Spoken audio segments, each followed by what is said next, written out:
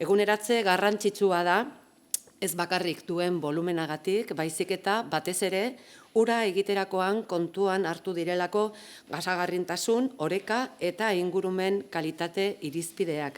Hau da, eguneratu da, indarrean dagoen plangintza tresna, izan ere 98. urtekoa da, eta beharrezkoa zen kontuan hartzea 2 hamarkada hauetan gure gizartean sortu diren erronka berriak.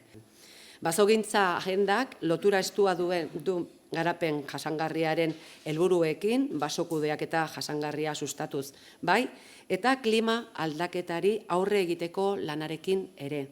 Karbono gutxiko ekonomiaren aldeko apustua egiten du ingurumenaren aldetik arduratsua den eta baliabideen erabileran efizientea den lurralde batean pertsonen, haien jarduraren eta haien euskarri den ingurunearen arteko orekarekin.